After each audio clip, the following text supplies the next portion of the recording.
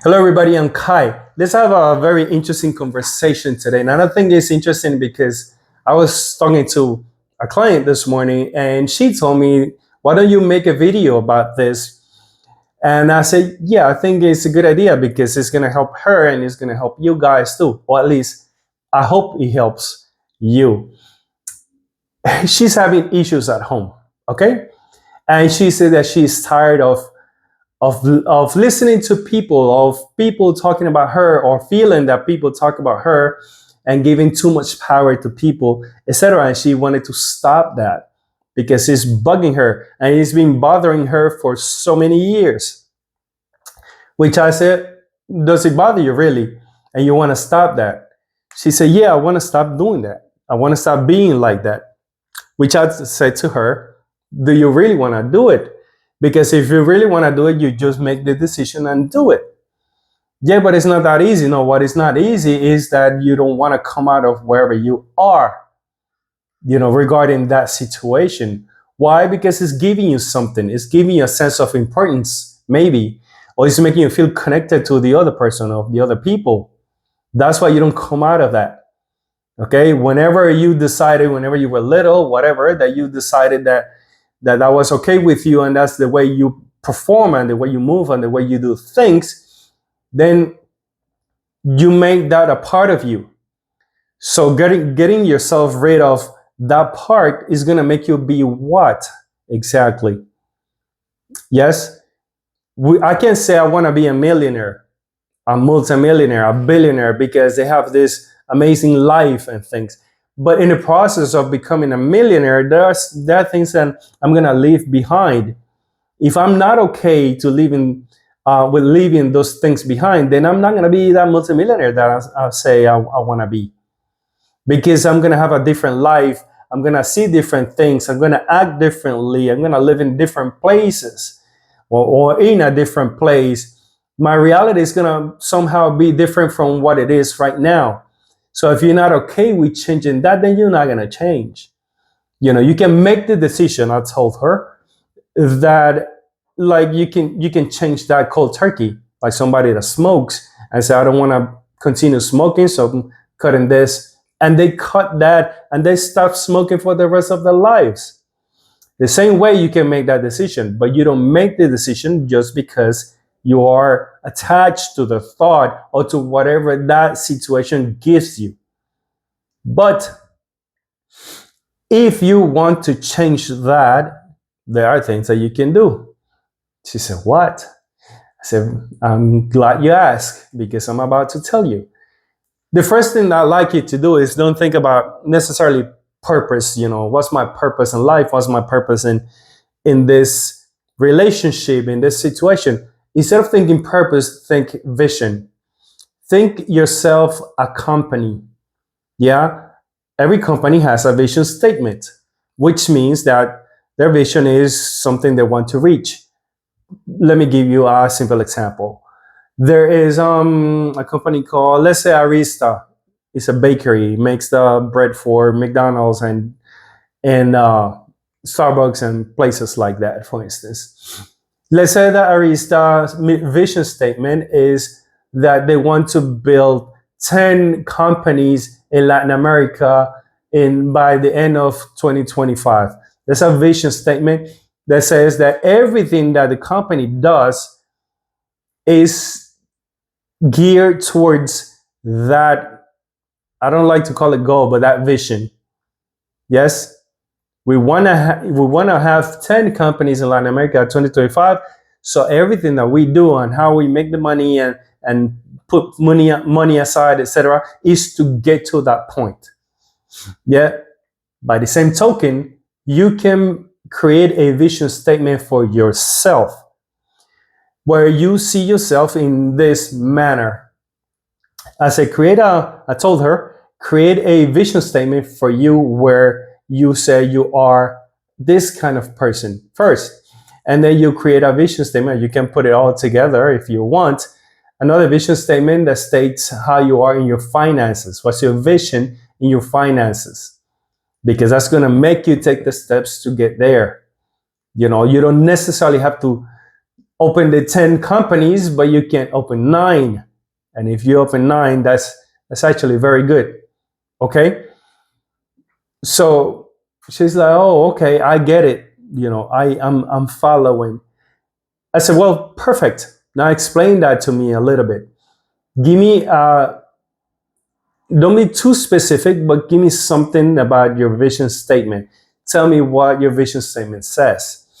She said, my vision statement states that I am confident about myself and that I don't pay too much mind about what people say about me. I said, well, let's begin with the people not paying mind to what people say. We tend to say, I don't care about what people think or what people say. We do care. Everybody does. We don't live in isolation. We live with other people. So it's important to us what other people say about us. The thing is not being too caught up in what other people say, but we always do. Yeah. And when it comes to self-confidence, what you need to do is just write what self-confidence look like to you, because you can say self-confident, but it can mean something different for everybody.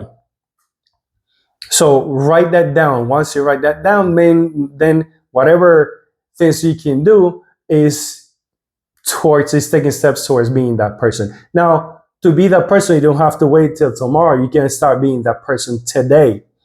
She's like, yeah, but how? I don't know how to be mean to people. I don't want to be mean to people, but I feel that I need to, and there's karma, and I don't want to have any karma and things like that. I'm like, there's a law of karma, she said. I said, well, what makes karma a law, and how do you know it's a law?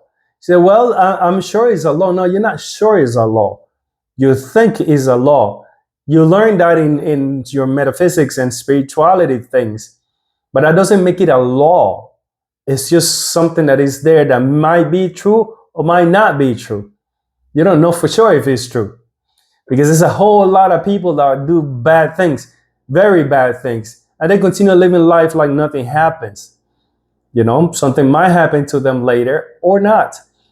In the meantime, while you are avoiding doing things because you don't want nothing happen to you, nothing bad happen to you, you're already living something bad happening, which is that you're not living the way you want to live, and you're not speaking and not saying the things that you want to say, and you're not acting the way you want to act. So you're living in your own hell. Now tell me, is that karma or what it is? So if you don't want to live like that, if you don't want to do that, then just do you. Make a statement. Just say. So she was listening, and he was just paying close attention to what I was saying. So I said, all right, next thing that you can do is create an avatar, which makes things a little more easily for you to achieve. How so? She said. Okay, the way you create an avatar is, you say you wrote down the vision statement. So the vision statement states that you're gonna be this one person. Now, creating an avatar means that you're gonna give yourself a name and a way of being. Okay, let me give you an example. And this is an easy example. There are more, but it's the first thing that comes to my mind is Beyonce. Beyonce is called Sasha Fierce when she's performing. Why? Because in her mind, Sasha Fierce is fierce. She goes and she sings and she acts and she dances and she does all these things, and her aura is different, and her way of being and her way of speaking and her way of acting is different than Beyonce. So she enters into her avatar state, per se. So you can do exactly the same. What name will you give this avatar? I asked her. She gave me a name, and she said, no, I don't identify with that name anymore. Astrea, she said. I'm like, wow, that's a very interesting name you just picked. Do you know what it means? No, I don't know what it means. I said, I tell you what it means. Astrea means star to begin with. And Astrea in in the I am metaphysics, spiritual metaphysics, is the goddess of the fourth ray, the ray of ascension. She said, "Oh, wow, that is so interesting. I had no idea." I'm like, "Well, now you do. Now you have an idea, and now you know who Astrea is." What things can you do to become Astrea, to enter that avatar state?